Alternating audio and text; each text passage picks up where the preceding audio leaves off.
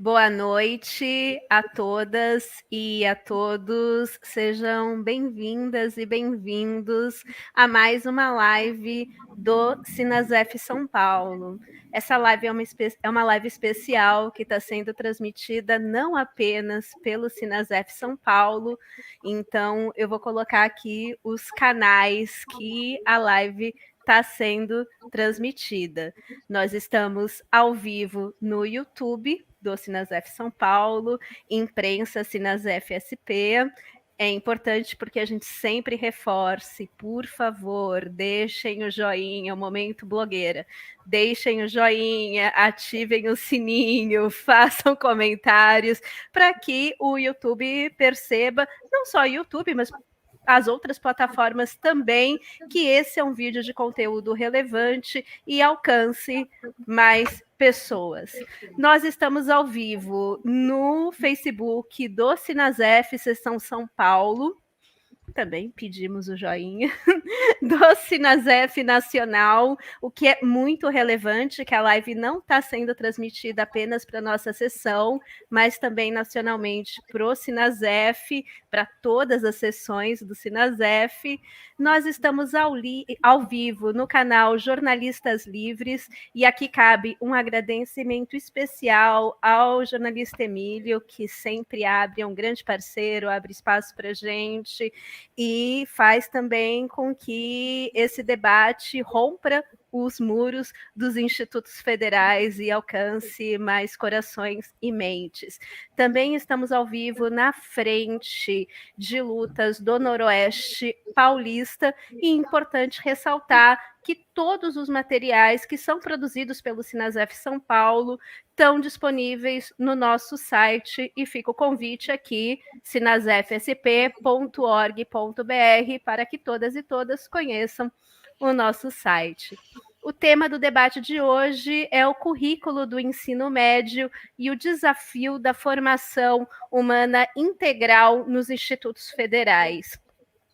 E, para tratar desse tema, nós temos duas convidadas que são muito especiais. E vocês falam que todas as convidadas e convidados são especiais. Sim, nós falamos porque todos são, só que hoje realmente é bastante especial.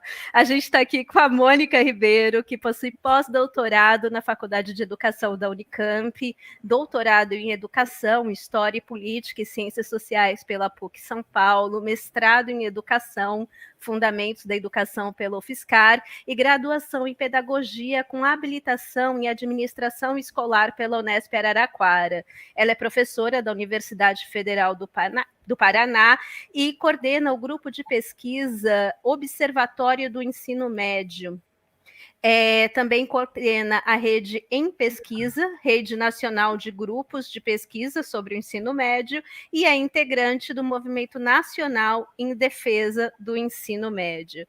A gente está também com a Cíntia Brasorotto, que é graduada em Pedagogia pela UFSCar, mestre em Educação pela Unimep e doutora em Educação pela Unicamp. Atualmente, Cíntia é professora do Instituto Federal de São Paulo, pelo Campus do Jordão, mas ela atuou também por 11 anos como pedagoga de carreira técnico-administrativa aqui no Instituto Federal. Então, já são 12 anos de Instituto Federal, né, Cíntia?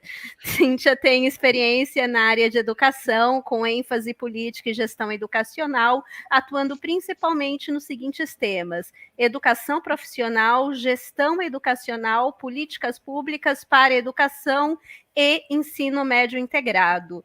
No debate de hoje, a Cíntia representa a Pró-Reitoria de Ensino do Instituto Federal de São Paulo. Também no nosso debate, que a gente sempre faz questão de apresentar e saudar o trabalho das nossas intérpretes de Libras. Então, sejam muito bem-vindas, Samantha e Ellen. Samantha, que é pós-graduada em Libras e Educação de Surdos e professora da rede pública, e Ellen, que também trabalha no IFSP, no campus Boituva, e é intérprete, especialista, né, em tradução e interpretação pelo Instituto Singularidades de São Paulo. Por enquanto, eu me despeço da Samantha Até daqui a pouco, Samantha, porque só a Ellen vai fazer a tradução. E passo a palavra para o Marival. Marival, que é coordenador do Sinasef São Paulo, professor do Instituto, mas no Sinasef São Paulo, que é quem ele representa hoje nesse debate, ele é responsável pela pasta de assuntos docentes. Marival, suas considerações iniciais, por gentileza. Boa noite a todos que compõem aqui esta mesa, né? Esse momento, a professora Mônica Ribeiro, a quem eu saúdo assim enormemente, né? Por ser para mim uma referência na docência e na luta pelos integrados, né? A Cíntia, minha amiga, né? Já fizemos um curso juntos na Unicamp. Também saúdo a Ellen e a Samantha, e a Gisele, obviamente, né, que está por trás aí desse belíssimo trabalho que o Sinasef tem desenvolvido em tempos de pandemia, que são essas lives formadora, né, da nossa categoria. Bem, em nome, então, do Sinasef, agradecemos a todos os internautas, né, também, a todos que estão participando agora e que vão assistir depois essa live. Temos gente do Rio Grande do Sul, né? Hoje aqui na live, né? Temos gente, então, do país inteiro, quiçá do mundo inteiro, viu, professora Cíntia, professora Mônica? O tema é de uma extrema importância, porque lida com a questão do currículo do ensino médio, e para nós, o ensino médio integrado é muito caro, né? É a mola mestra do Instituto Federal, né? Nesse sentido, esse processo de reforma do ensino médio, ele é caracterizado, e obviamente quem vai falar muito bem disso é a professora Mônica e a Cíntia, caracterizado e vem por uma portaria, né, por uma medida provisória, né, inicialmente, e marca aí uma centralidade na questão dos currículos, também no Instituto Federal. O que, a meu ver, essa reforma, portanto, do ensino médio traz uma forte contribuição para o aumento da desigualdade dentro do ensino médio, haja visto que ela, a meu ver, está voltado para a questão do trabalho enquanto parte do mercado, ou seja, voltado para o mercado.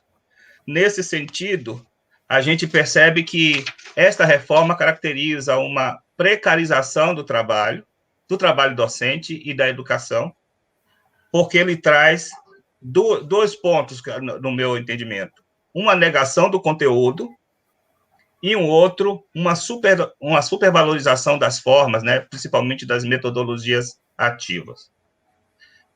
Então, eu me despeço e deixo aí a palavra para quem tem o know-how para falar do assunto, que é a professora Mônica e a professora Cíntia.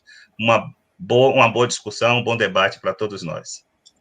A gente que agradece, Marival. Marival, me despeço de você um pouco. E antes de passar a palavra para a Mônica e para a Cíntia, eu vou compartilhar com quem está assistindo a nossa live como que vai funcionar a dinâmica dos trabalhos de hoje. Nós temos um primeiro bloco que são as apresentações das convidadas, aquilo que as nossas debatedoras trouxeram para enriquecer o debate. Num segundo momento, as perguntas do público. Então, eu peço, mandem perguntas.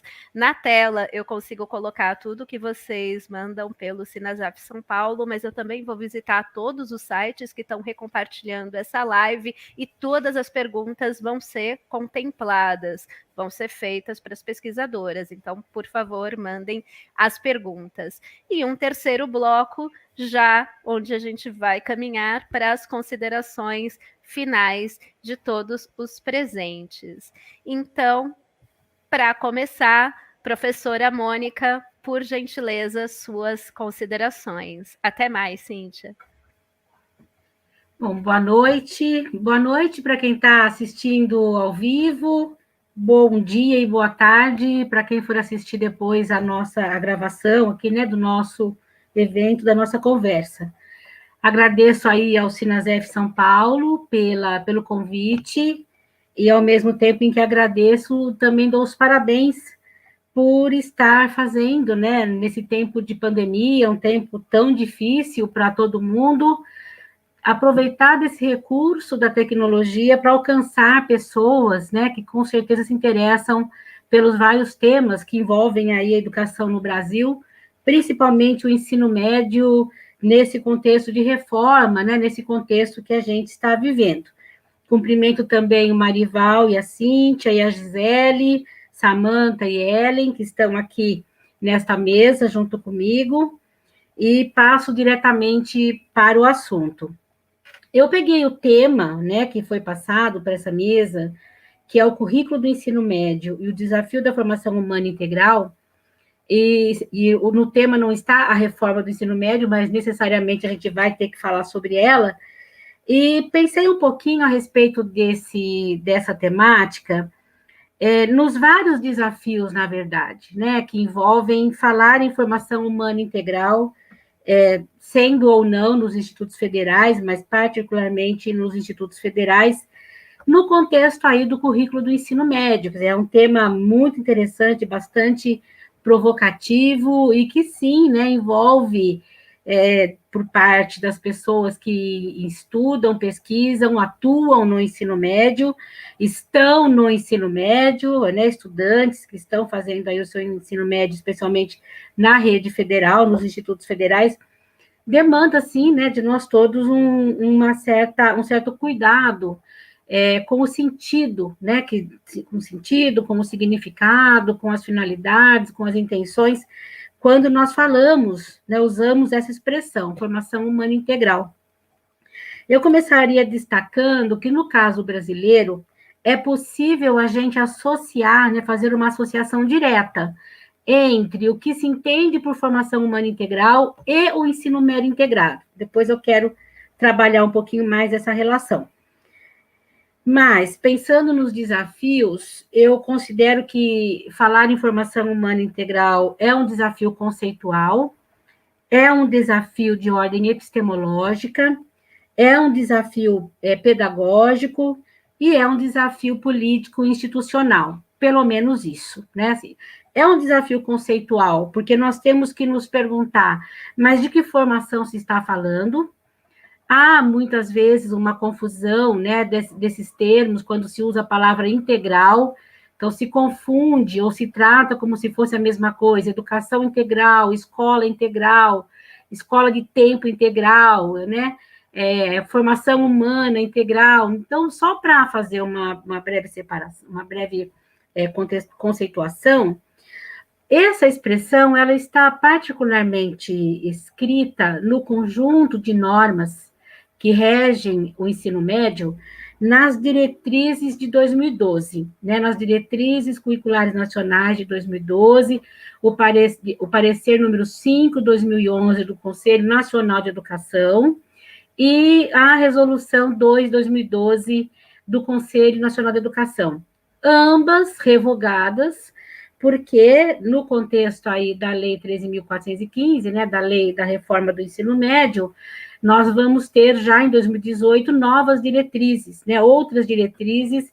que não vão mais dar a centralidade para esta concepção de formação, né, esta formação que estamos chamando de formação humana integral. No contexto lá das diretrizes, né, de 2012, e que coroa um processo, na verdade, que se inicia antes disso, entre 2003 e 2004. Em 2004, quando nós temos o decreto 5154, que vai alterar a LDB e propor que, para as formas de ofertas de educação profissional de nível médio, se tenha incluído ao que estava antes na LDB a forma integrada. E como política do Ministério da Educação, essa forma integrada, ou o que nós passamos a chamar de ensino médio integrado, passaria a ser a forma predominante, a forma prioritária de oferta de educação profissional técnica de nível médio, sobretudo esta que é ofertada pelos institutos federais. Então, o desafio, né, de se pensar aí essa formação humana integral acabaria sendo realizada por meio de um currículo, de uma forma de se pensar as questões pedagógicas, curriculares, né, que seria aquilo que chamamos de um currículo integrado ou ensino médio integrado. O que significa isso? Né? Eu tenho feito aí, a partir da reforma, algumas conversas com colegas de vários institutos federais, ou sobre o ensino médio, né, a partir da reforma, por meio da Lei 13.415, e vira e mexe, alguém pergunta, mas afinal de contas, o que é ensino médio integrado? Né? E por que se articula com essa ideia, com esse conceito, com essa concepção de formação humana integral? Isso tem a ver, os dois conceitos, né, as duas concepções, as duas formas, ensino médio integrado e formação humana integral, tem a ver com possibilidades de enfrentamento de limites que a gente identifica no ensino médio desde sempre. Né? Seja, por exemplo, a forma disciplinarizada, né, um currículo com base em disciplinas, hierarquizadas e fragmentadas, né, que não provocam qualquer diálogo entre si no conjunto das disciplinas e das áreas. Então, uma fragmentação do conhecimento de modo a não permitir um diálogo entre as várias disciplinas, e que isso significaria uma limitação do ponto de vista epistemológico, né, no que é necessário para compreender a realidade, para produzir nos nossos estudantes uma possibilidade de autonomia intelectual, de autonomia moral, capaz de pensar por si mesmo, seja, né, sobre qualquer fato da vida, qualquer fato da realidade atual ou histórica. Então, isso tem a ver também com a própria discussão sobre as finalidades do ensino médio, que ao longo do tempo foi acumulando uma finalidade, muitas vezes explicitada de forma dual na legislação, né? Para alguns, o ensino médio propedêutico, científico, de formação geral, destinado a preparar, né, para as seleções para o ensino superior, e para outros, a formação técnica, profissional, já dirigida para o trabalho. Então, essa história do ensino médio todo ao longo do século XX é que foi fazendo com que a gente tivesse esse currículo, muitas vezes, desconectado da potencialidade que o conhecimento humano tem de ter explicação sobre as coisas, de ter explicações sobre os fenômenos físicos, sociais, sobre as questões históricas, políticas, mas também ligadas às ciências da natureza. Então, o que a gente percebe, né, uma marca muito central desse histórico do ensino médio, numa formação a partir de uma ciência, mas de uma ciência formalizada, né, de uma ciência ritualizada, de modo a preparar para algo que não era o próprio conhecimento, e que não é o conhecimento na sua potencialidade explicativa. O outro elemento que a gente tem aí é que esse modelo de ensino médio, né, convencional, tradicional, né, que foi se forjando aí ao longo da história, ele tem também a marca de a quem ele se destina. E uma boa parte das pessoas que chegavam ao ensino médio até início do século XXI eram pessoas, sim, né, de um dado local da sociedade, de grupos, de classes, de território, que visavam, desse ensino médio, um rito de passagem para o ensino superior. E daí esse formato conteudista, né, de oferecer muito mais dicas para enfrentar os vestibulares do que um mergulho na ciência, um mergulho no acúmulo humano sobre a ética, sobre a estética, né? Então, e isso é o que eu estou chamando de um ensino médio que reduz o potencial formativo, o potencial explicativo da ciência. Com vistas a superar esse formato de ensino médio, é que a gente passa a pensar numa outra possibilidade que chamamos de ensino médio integrado, porque passaria por esta possibilidade uma maior integração entre áreas e disciplinas próprias, né, dessa etapa educacional que é o ensino médio. Quando que surge essa discussão?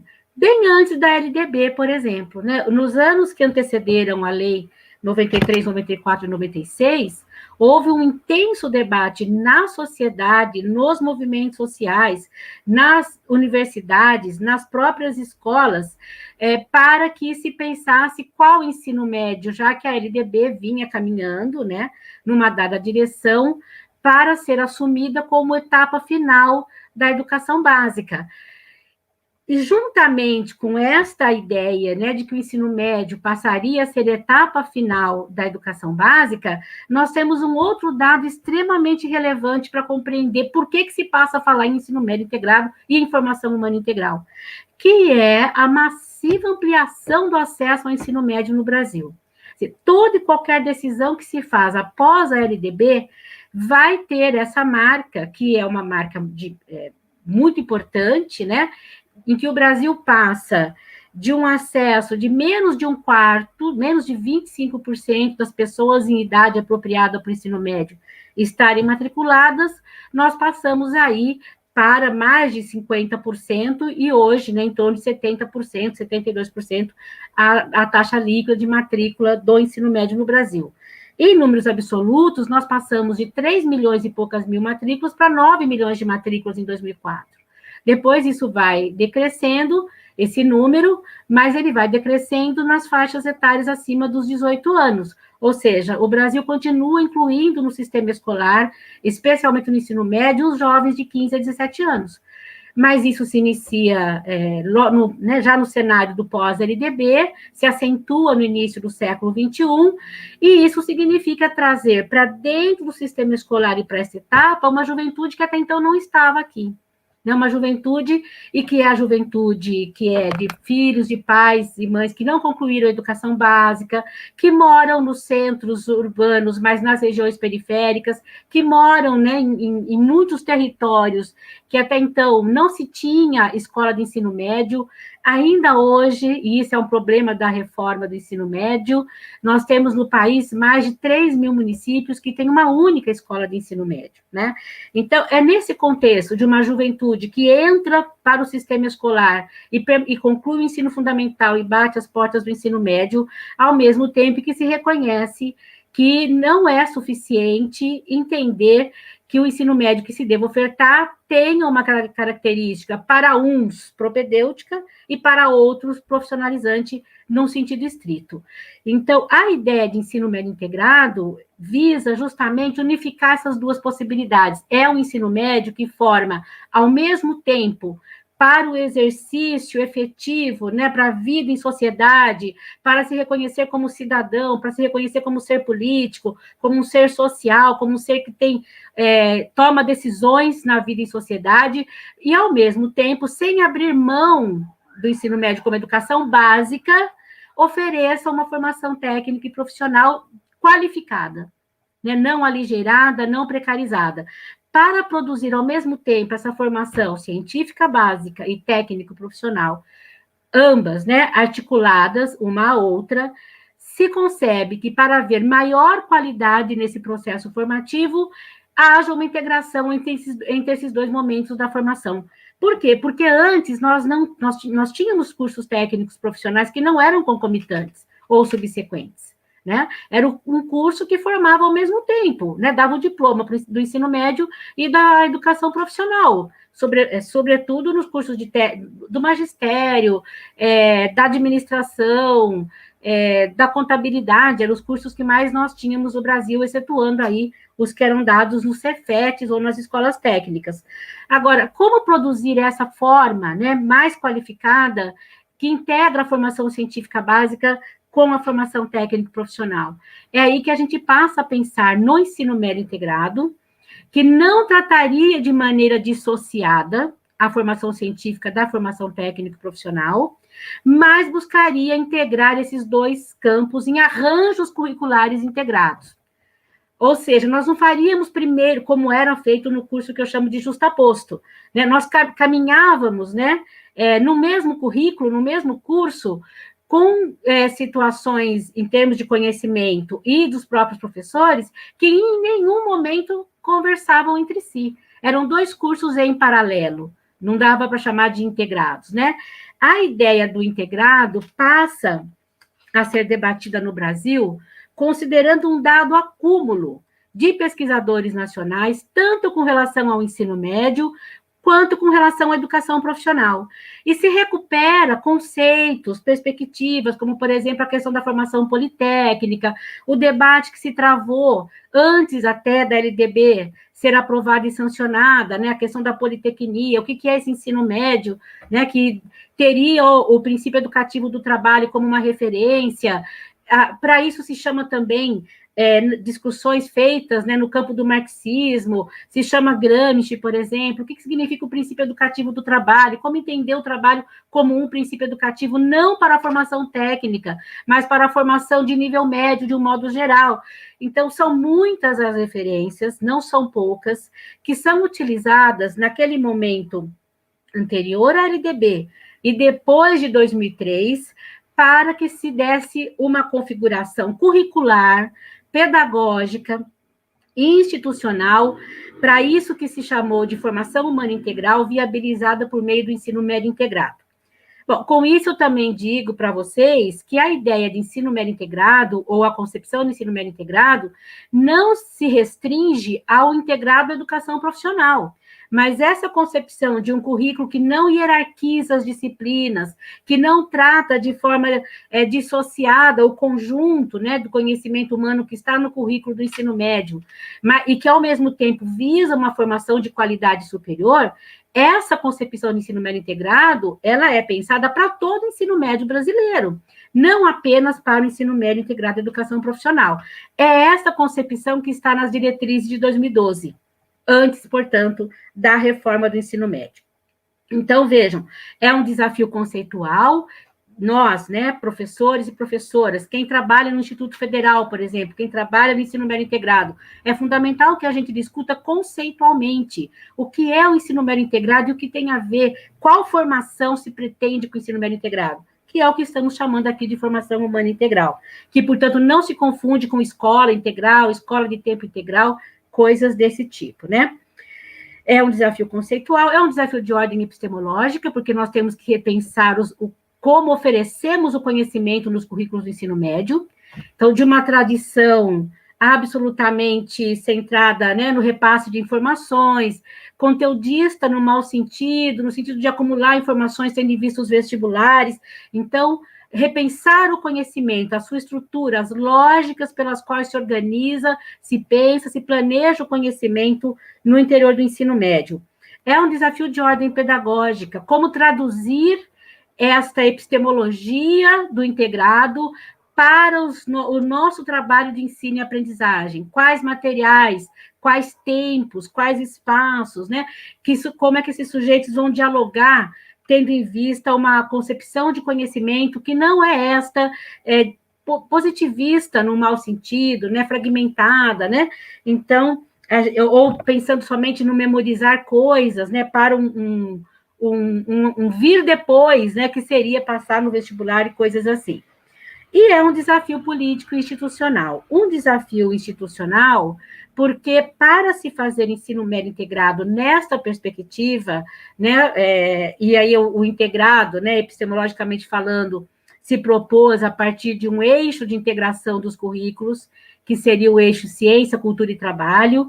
Depois, nas diretrizes, acaba ficando ciência, cultura, trabalho e tecnologia, né, como um eixo que perpassaria todas as disciplinas, promovendo alguma integração em termos daquilo que é oferecido, e isso torna-se um desafio institucional, porque não é a questão de um indivíduo querer ou não fazer ensino médio integrado, mas é uma política institucional de fazer planejamentos integrados, arranjos curriculares integrados, diálogos, né, com os estudantes, no sentido de que eles próprios também tenham consciência do que é essa experiência formativa, que não é a experiência formativa convencional que nós tínhamos, então, historicamente, no ensino médio. E hoje, eu diria que a esses desafios todos se soma um desafio de natureza política e institucional, relativo a cada instituto, mas fora dos institutos também, de uma natureza, né, um desafio político, porque tem a ver com os atuais regramentos, né, as normas que presidem hoje a oferta do ensino médio no Brasil.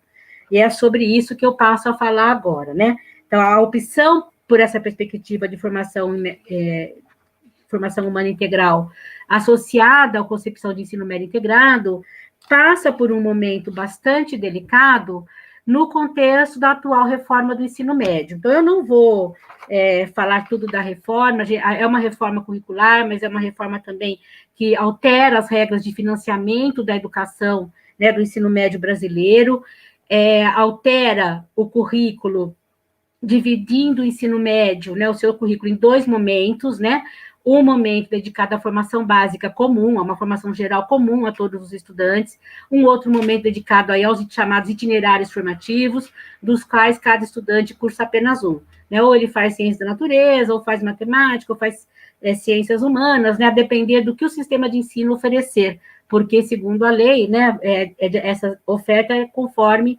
a disponibilidade da própria rede, né, do próprio sistema de ensino, e traz outras consequências, né?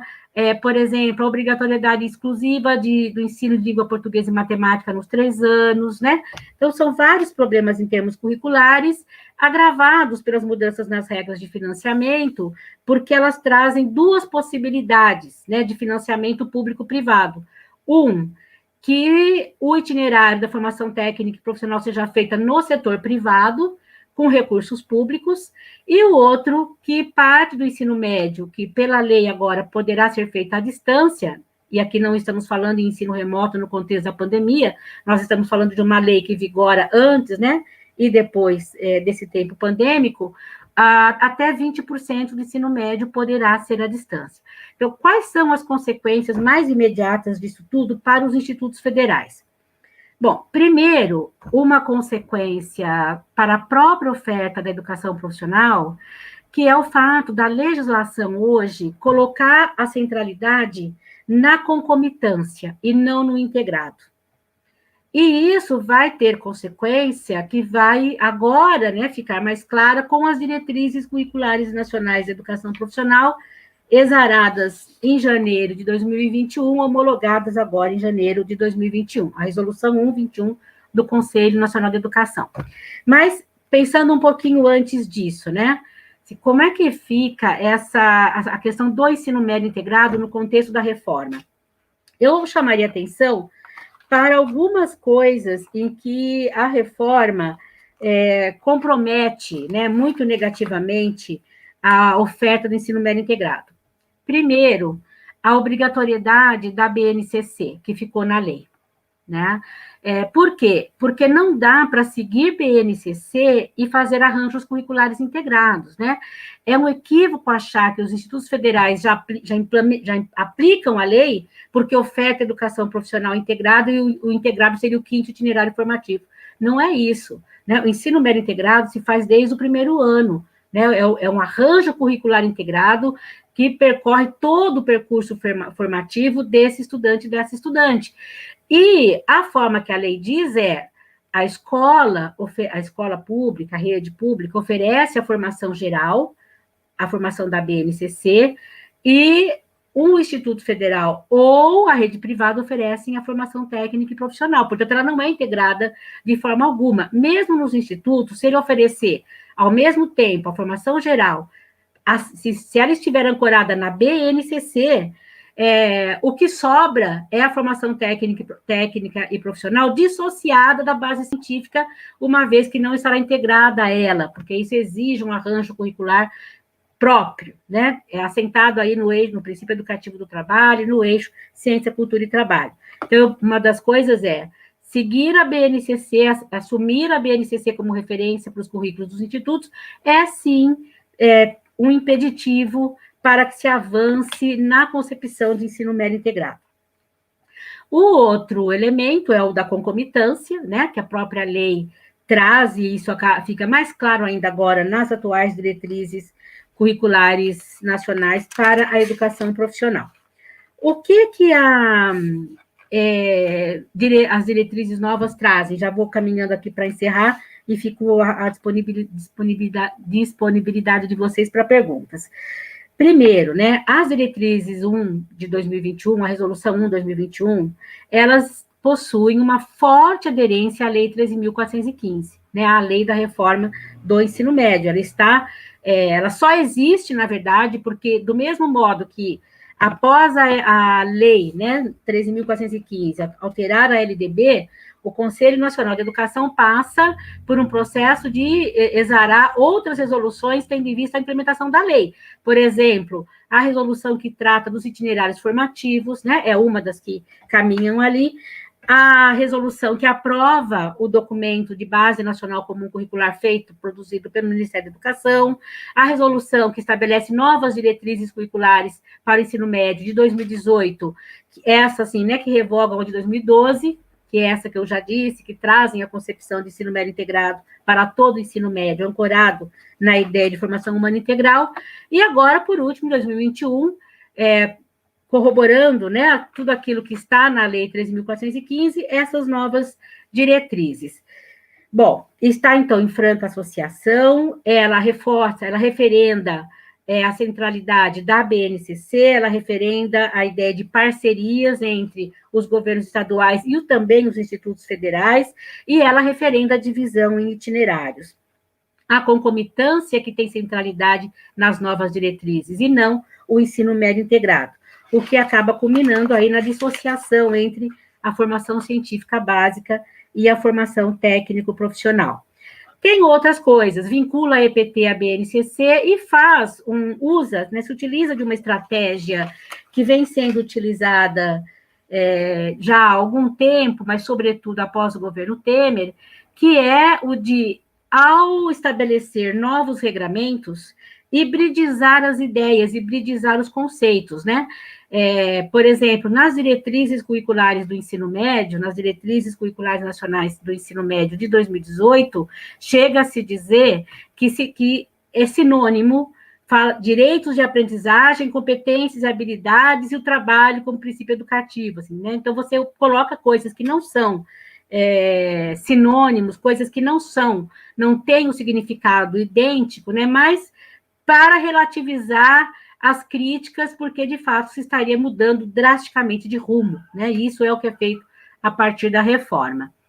Bom, esse desafio político e institucional significa dizer que cada Instituto Federal terá que tomar decisões políticas e institucionais, que terão seus ecos, né, na oferta do ensino médio integrado, na maior ou na menor oferta do ensino médio integrado. Há uma pressão sobre os institutos federais para que eles abandonem, né, ou minimizem, né, ou secundarizem essa centralidade do ensino médio integrado, e essas induções são feitas nas diretrizes, mas também no decreto que regulamenta o Fundeb, quando diz, né, dos recursos que os institutos poderão receber, na medida em que fizerem parcerias de concomitância com as redes estaduais. O próprio PNLD, que vem na direção do que está se fazendo nas redes estaduais, né, com a reforma, por exemplo, é uma formação para o empreendedorismo, né, uma concepção de juventude, que é uma concepção reducionista de juventude, né, que não traz essa ideia de formar ao mesmo tempo a parte da ciência básica e do trabalho, mas de forma aí, né, pensa uma juventude para a coisa mais imediata, como, por exemplo, ser empreendedor, né, ou pensar no seu próprio projeto de vida, em que pese as condições de vida não serem nada alentadoras, né. Então, eu diria que há um equívoco na compreensão de juventude que tem nessas normativas, incluindo aí a Lei 13.415. Bom, eu paro por aqui e agradeço, né, mais uma vez a oportunidade, fico à disposição de vocês para as perguntas, tá bom? Muito obrigada. Professora Mônica, muito obrigada. Que água merecida, né? Depois de... Vou convidar aqui a Cíntia para o debate. Me despeço por enquanto de Mônica. Chegaram muitas questões no chat e nós vamos tratar das questões no segundo bloco. Então, reiteramos, mandem perguntas, porque nós estamos aqui para abrir o debate. E justamente na fala da Cíntia, que a gente vai abrir daqui a pouco, é a fala onde se encerram, na prática, as perguntas. Então, mandem as perguntas durante a fala da Cíntia. Então, até logo, professora Mônica. Cíntia, a palavra é sua. Obrigada, Gisele. Boa noite a todas, a todos, a todes. Bom, a professora Mônica fez uma excelente explanação, né, do conceito de formação humana integral, que é conceito central na política dos institutos federais, né? Então, eu vou partir daí. E o objetivo da minha apresentação aqui agora é falar um pouquinho sobre a política do ensino médio integrado no Instituto Federal de São Paulo e da sua implantação a partir da criação dos institutos federais em 2008. Né? Como que essa integração está ocorrendo dentro da instituição, e eu vou falar a partir de duas pesquisas que eu realizei, né, entre 2012 e 2020, justamente olhando para essa política do ensino médio integrado na instituição, e também tentando entender quem são os estudantes que chegam ao Instituto Federal de São Paulo. Né? Acho que, antes de tudo, né, eu acho importante a gente falar que dentro da Lei de Criação dos Institutos Federais, a Lei 11.892, dos parágrafos, né, determina a autonomia, né, jurídica, administrativa, didático-pedagógica e disciplinar da instituição para a criação dos seus cursos. Né? Lógico, respeitando, né, aquela proporção que vem na lei, que é de obrigatoriedade de 50% da oferta nos cursos técnicos de nível médio, 20% de licenciatura e 30% dos demais. Lembrando que os institutos federais, eles atendem desde a educação básica até a pós-graduação, sempre pensando na formação profissional e tecnológica.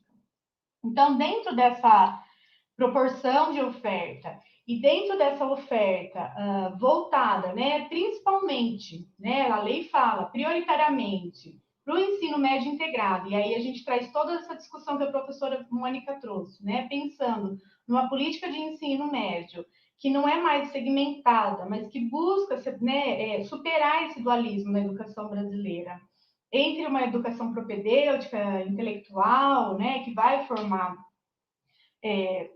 jovens para ingressar na universidade, articulada com a formação para o trabalho, né, a formação profissional. Então, a ideia do ensino médio integrado é superar essa divisão, né, e ele vem justamente dessa política, né, e do desenho dessa política desde da década de 80, com todas as discussões que a professora Mônica trouxe aqui, de vários pesquisadores e profissionais, né, da educação profissional, do ensino médio, que buscaram na formação humana integral, nos princípios da politecnia, do trabalho como princípio educativo, da pesquisa como princípio educativo, um curso que integrasse efetivamente, né, a formação humana, a formação científica, a formação para o trabalho, em um único currículo.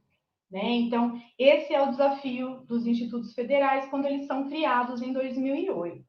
Né? É importante também a gente falar que quando eles são criados, a rede federal de educação profissional, né, que os institutos federais compõem, ela passa também por uma política de expansão. Né? Então, se a gente olha o Instituto Federal de São Paulo, até 2005, por ela tinha 4 unidades, né?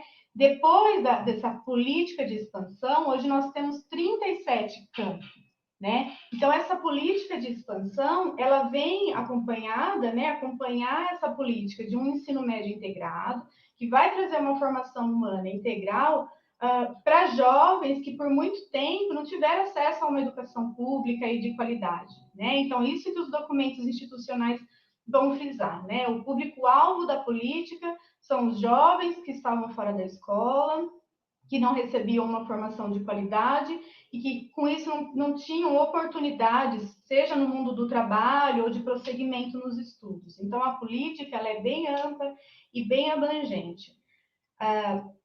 Né? Então, assim, o ensino médio integrado, a importância do ensino médio integrado seria, então, trazer essa formação ampla para o maior número possível de jovens por meio dessa expansão. Bom, aí a gente vai olhar como ocorre essa expansão e essa política de integração dentro do Instituto Federal de São Paulo. E eu vou trazer aqui informações a partir dos dados de pesquisa, né, da minha pesquisa de mestrado, que eu fui olhar uma parceria estabelecida entre o Instituto Federal de São Paulo e a Secretaria de Estado da Educação em 2011, né? E aí a gente fica pensando, né, qual o sentido atribuído para a educação, se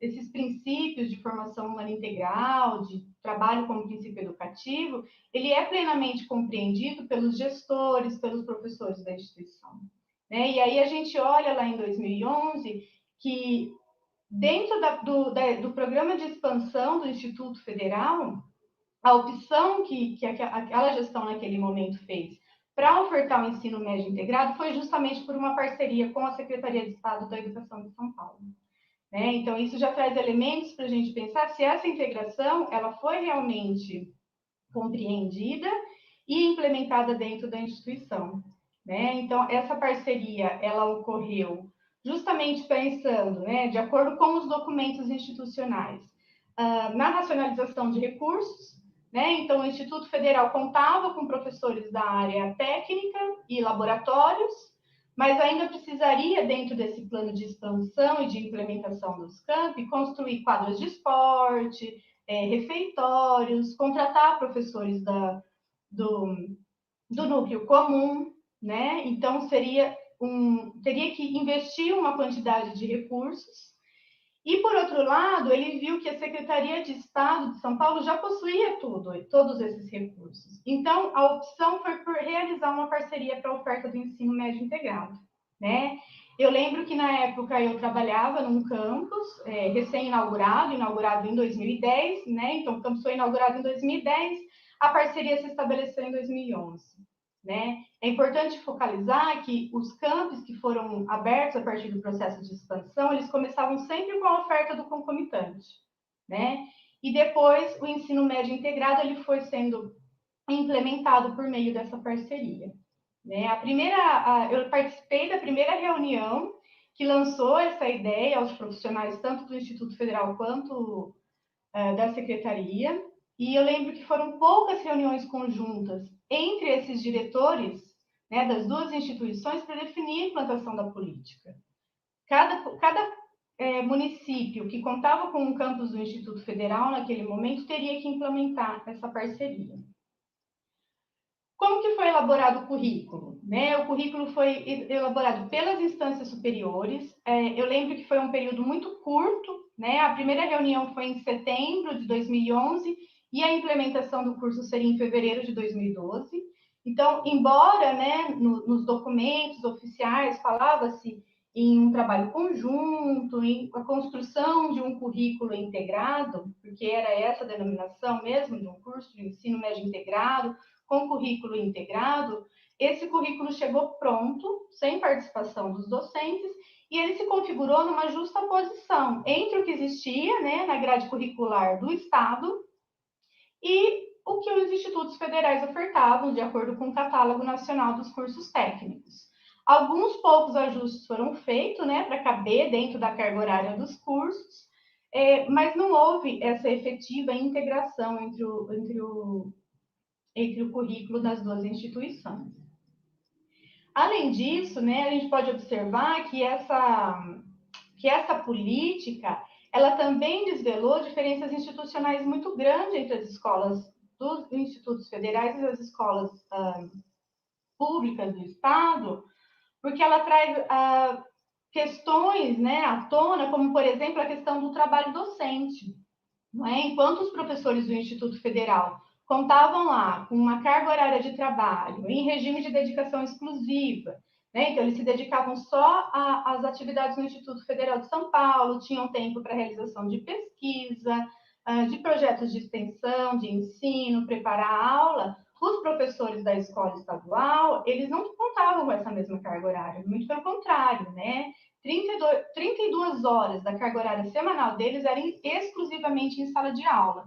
Então, mesmo os momentos que deveriam ser de integração entre os corpos docentes não aconteceram, né? Eles se restringiram só a momentos de conselho de classe, por exemplo, para discutir nota, se o aluno seria aprovado ou não, né?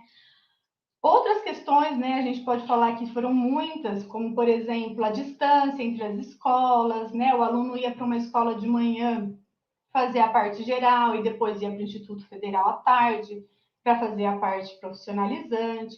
Então, todas essas configurações, embora houvesse ali dentro daquele corpo docente, daquelas pessoas que estavam envolvidas no curso, um efetivo envolvimento com o curso, ele não se mostrou um curso integrado, ele não foi um curso integrado, né? Foi um curso que se assemelhou ao concomitante. Né? Então, o que eu quero dizer com isso? Né? Que até 2015, o Instituto Federal de São Paulo, o investimento que o Instituto Federal de São Paulo fez no ensino médio integrado foi por meio dessa parceria. Tá? Vai ser somente em 2016 que os cursos integrados exclusivamente organizados pelo Instituto Federal de São Paulo, eles passam a ser implementados nos campi, né, nos 37 campi. Essa parceria ela esvaneceu, ela não prosseguiu, e então, com a mudança também de gestão, né, houve uma mudança de gestão no Instituto Federal em 2015, e a partir dela que foi pensado o ensino médio integrado exclusivamente dentro do Instituto Federal. Né? Então, assim, a gente verifica que, embora a política para os institutos federais, né, preconizassem a centralidade da oferta dos cursos de ensino médio integrado, esse curso, né, integrado, pensando nos princípios, né, de formação humana integral, do trabalho como princípio educativo, da politecnia, depois de 10 anos, quase 10 anos de criação do Instituto Federal, é que ele efetivamente vai chegar e começar a ser discutido no Instituto Federal de São Paulo. Né? Então, a gente pode dizer que na maioria dos campos do Instituto Federal de São Paulo, essa é uma política recente, né? Portanto, ainda em processo de consolidação. Então, esse é um dos desafios que a gente observa olhando agora toda essa mudança na política, né? No cenário político e todo o cenário de reforma do ensino médio integrado, que obviamente tem impacto dentro do Instituto Federal de São Paulo. Né? Então, assim, olhando os desafios que esse tempo que levou para implementar o ensino médio integrado no Instituto Federal de São Paulo, o corpo docente dos cursos integrados, né, da parte geral, ela também só foi ser contratada a partir de 2015, a gente observa que a formação continuada desse corpo docente, ela também é um desafio para consolidação e prosseguimento e até resistência, né, dessas mudanças que acontecem no Instituto Federal de São Paulo agora.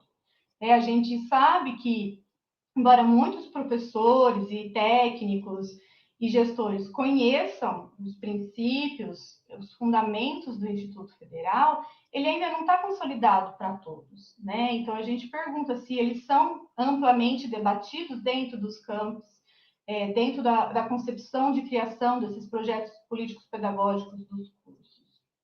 E aqui, assim, a gente não pensa assim, em responsabilizar, né, alguns profissionais ou outros.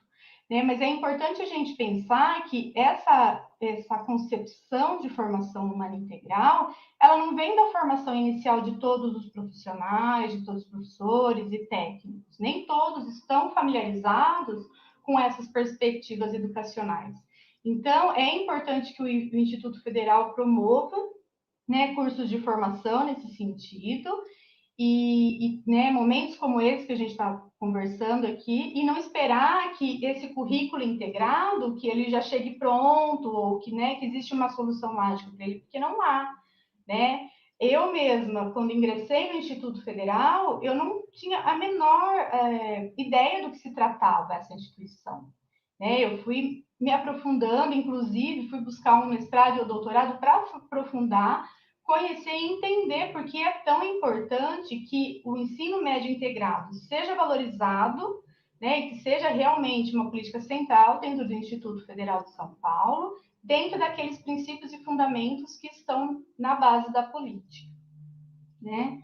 Então, assim, dentro das pesquisas que eu realizei nos institutos federais, mesmo depois, né, da implementação dos cursos integrados exclusivos do Instituto Federal, a gente vê que a construção dos currículos, ele ainda acaba priorizando uma sobreposição das disciplinas, uma separação entre a área técnica e a área geral, embora exista dentro do currículo, né, o currículo integrador, disciplinas que trabalham de forma interdisciplinar, essa concepção de integração, né, que preconiza, que tem como objetivo a formação humana integral, ela ainda não está consolidada para todos. E para construir esses currículos dentro dessa perspectiva, é preciso mais momentos, né, de formação. Né? Então, a gente poderia pensar em fazer um levantamento, por exemplo, de pesquisas, de profissionais dentro da instituição que têm se debruçado sobre isso, e fazer mais momentos de formação, trazer alguns exemplos de currículos que foram colocados em prática em outros institutos, não é? Então, assim, esses são alguns dos elementos que dentro da pesquisa que eu realizei, né, pesquisa qualitativa, com entrevistas com professores e técnicos administrativos, a gente percebe de desafios dentro da instituição para o ensino médio integrado. Né? Então, além dessa política recente dentro do Instituto Federal, dessa cultura de fragmentação curricular e da formação docente, agora a gente vive um momento de que são essas reformas e as novas normativas que vêm chegando cada vez mais perto, né? Essas perspectivas que são contraditórias com a perspectiva que está dentro do Instituto Federal, né? Que não visam uma formação humana integral, uma formação emancipadora, mas sim uma formação para o mercado de trabalho e fragmentada, né? Então elas chegam justamente no momento que o Instituto Federal tinha começado a realizar os debates sobre os seus currículos integrados. Né? Então, a gente pensa qual é o caminho que o Instituto Federal de São Paulo deve prosseguir para resistir a essas mudanças. Né? Por outro lado, a gente não pode deixar de focalizar os avanços que a política trouxe para dentro do Instituto Federal, né? Então, de expansão e de trazer para dentro da instituição jovens, muitos jovens de camadas populares, ainda não o ideal, né? Que a gente consideraria o ideal, pensando numa política que visava democratizar o acesso à educação pública de qualidade, mas a gente já consegue ver, eu consegui ver isso na minha pesquisa de doutorado, né? Traçando o perfil socioeconômico dos estudantes que ingressaram no ensino médio integrado no Instituto Federal de São Paulo, que, por exemplo, políticas afirmativas, né, de cotas para estudantes de escolas públicas, cotas sociais e raciais, elas já trazem, sim, resultados. Né? Hoje, a gente vê que a proporção de ingressantes de escola pública já respeitam, né, a proporção das cotas, então está acima de 60% dentro do Instituto Federal de São Paulo, e também a proporção de estudantes autodeclarados pretos e pardos, comparado com a proporção de pretos e pardos no estado de São Paulo, que é em cerca de 60%. Então, já há essa representatividade dentro do Instituto Federal, dentro dos cursos de ensino médio integrado, então, que pode se considerar um avanço da política dentro do Instituto Federal de São Paulo. Né? Além disso, quando a gente, né, indica que existe uma cultura de fragmentação curricular, não quer dizer que não existam momentos de integração. Né? Então, dentro da pesquisa e andando pelos campi, foi possível verificar que, por exemplo, o desenvolvimento de projetos de pesquisa, projetos de extensão, eles proporcionam aos estudantes essa visão integral, né, do conhecimento como um todo. São vários os exemplos dentro do Instituto Federal, né? Então, assim, na pesquisa com os professores e conversando com estudantes pelos campi, isso fica muito claro. Além disso, existem grupos de estudos dentro dos campi organizados pelos próprios docentes e técnicos para estudar os conceitos e os fundamentos do Instituto Federal. Então, há sim um interesse de compreensão, né, e de aperfeiçoamento e de melhoria dessas políticas.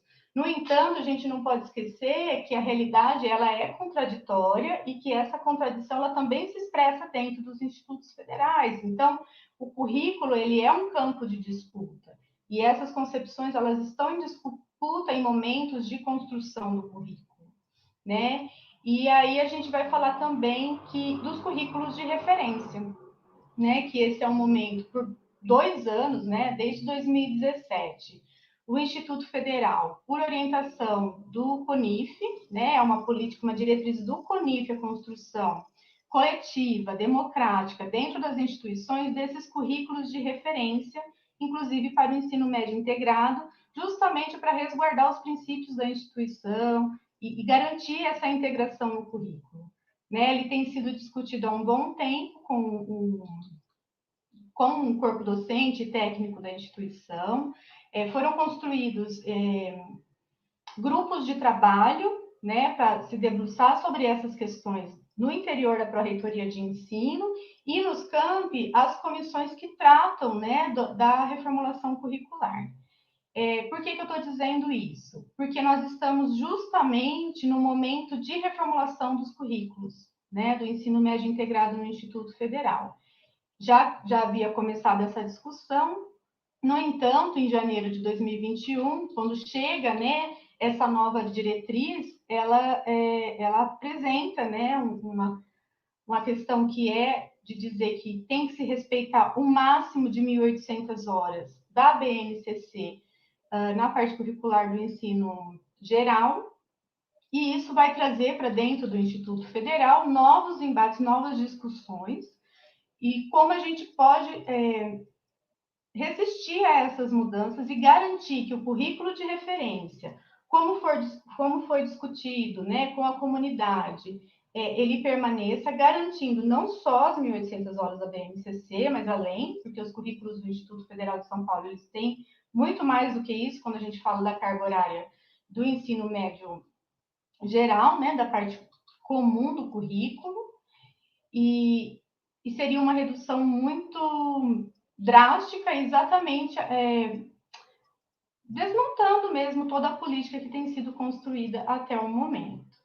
Né? Então, esses grupos de trabalho dentro dos campi e também dentro da reitoria tem por objetivo discutir essa política, essa nova política, mas pensando em como garantir que a política de integração permaneça. Né? Foi construída uma instrução normativa que está nesse momento em votação, né? Em votação não, em consulta pública, né? Na página do Instituto Federal, então seria muito interessante que todos que pudessem entrarem e lerem e darem também, né, suas sugestões. Ela fica até o dia 12 de maio para consulta, e é esse o momento que a gente está, né? Como a professora Mônica falou, essa política de reforma do ensino médio, ela traz consequências para a política do Instituto Federal de São Paulo. O momento político também não ajuda, né? E dentro do Instituto a gente também tem essas contradições. Então, na defesa do Instituto Federal de São Paulo, na defesa da permanência do ensino médio integrado, eu entendo que sim, nós temos condições de resistir, não só o Instituto Federal, mas também toda a rede federal de educação profissional, pautado principalmente na sua autonomia institucional, mas as contradições internas, elas oferecem obstáculos a essa efetiva integração, a consolidação dessa integração que a gente ainda busca no Instituto Federal de São Paulo, e que são momentos como esse que a gente está aqui discutindo e conversando, que pode ajudar a esclarecer e fazer a instituição avançar nessa implementação. Bom, acho que era isso que eu trouxe, e aí fico à disposição para debate. Obrigada, gente. Gente, nós que agradecemos, Cíntia. E durante essa fala da Cíntia, nós pedimos perguntas e muitas perguntas chegaram. Então, eu vou dialogar tanto com Mônica quanto com Cíntia qual é a melhor forma que a gente encaminhe as perguntas. Minha proposta é fazer todas as perguntas que serão respondidas, a gente vai perguntar todas e vocês dividirem entre vocês o que, porque talvez muitas dialoguem entre si. Então, se a gente deixa assim, eu vou fazer um bloco com 3 perguntas, de repente a quarta dialoga com a primeira, e seria interessante juntar.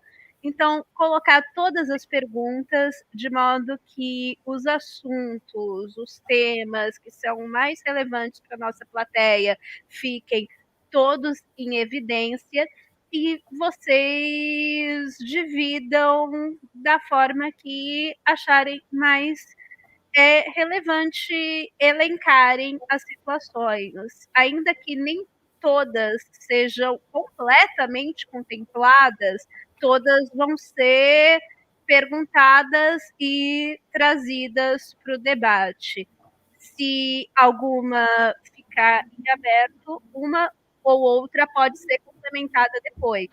Então, tanto Mônica quanto Cíntia, se depois da fala disserem, olha, Gisele, queria comentar uma coisa que eu acabei não falando durante a minha resposta, também tá completamente à vontade. E num terceiro bloco, nós também temos as considerações finais que podem contemplar isso.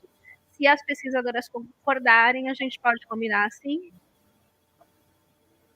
Então, fechado. São bastante perguntas. Outra coisa importante, se falar assim, Gi, por favor, coloca a pergunta na tela. Daí, eu não me lembro quem perguntou. Eu também coloco sem nenhuma crise. Então, vamos lá para o começo da nossa live. Então, não, vou fazer o contrário. Não, vamos lá para o começo da live. Vamos fazer o certo. Temos muitas boas noites. Isso é importante porque a gente teve uma audiência muito relevante. Depois eu convido, inclusive, as pesquisadoras a visitarem o chat e verem as manifestações positivas e de apreço que foram colocadas em momento de pandemia. Isso equivale a um abraço à distância. Mas vamos lá. Considerações, vamos ao que é pergunta. Começando pela primeira. O usuário é Direção de Humanidades, mas ele logo se identifica. Meu nome é Daniel Maldonado. Como trazer esse debate para uma comunidade que ainda pensa em uma formação voltada para os conhecimentos do vestibular e as técnicas do mercado de trabalho? Maldonado continua.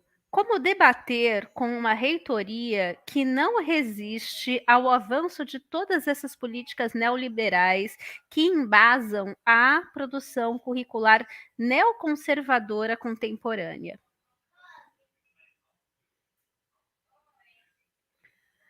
Rodrigo Moura e Cunha traz a pergunta. A integração pressupõe uma outra lida com o conhecimento. Que nova lida é essa? Nós, da Rede Federal, estamos preparados para isso? Caso negativo, como transformar isso de forma institucional? Celiana Maria dos Santos. De que modo seria possível construir um currículo que materialize a educação profissional na perspectiva de formação humana nos institutos?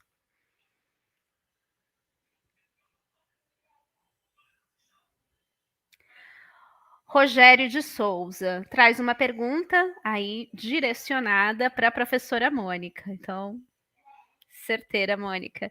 Quanto à resolução 1/2021, CNE-MEC determina quando a resolução 1/2021, CNE-MEC determina a carga horária máxima de 1.800 para o conhecimento da BNCC, esta não fragmenta a formação e reafirma a lei número 5.692/1971?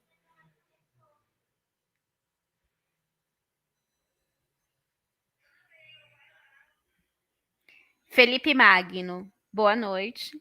É perceptível que uma onda de mudanças entre aspas, políticas e sociais mundiais está ocorrendo. A reforma curricular que vivenciamos está de acordo com as mudanças curriculares globais?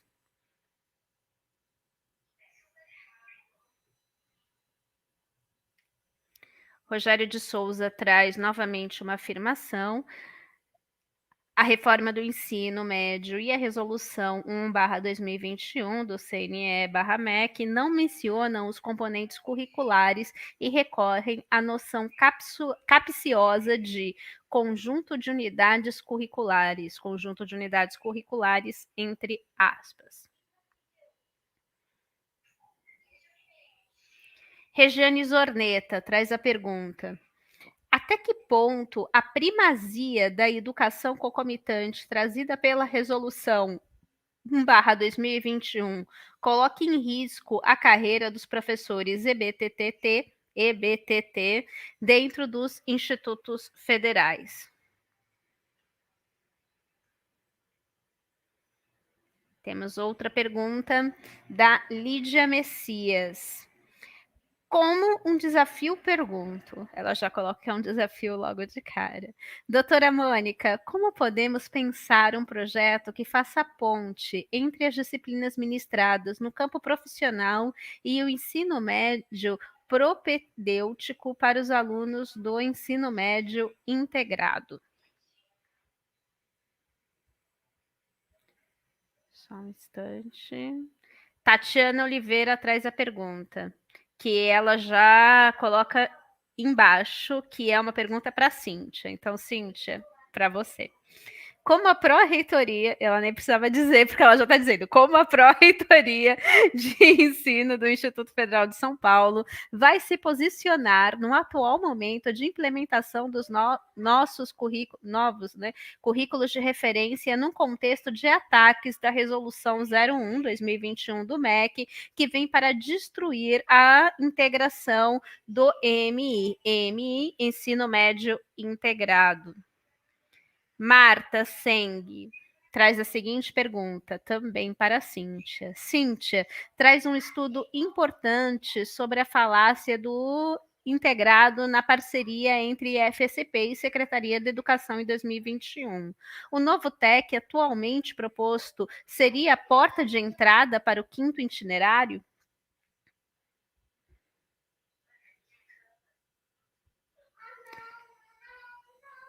Gostei que o nosso chat hoje propõe muitos desafios. Outro desafio para a doutora Mônica.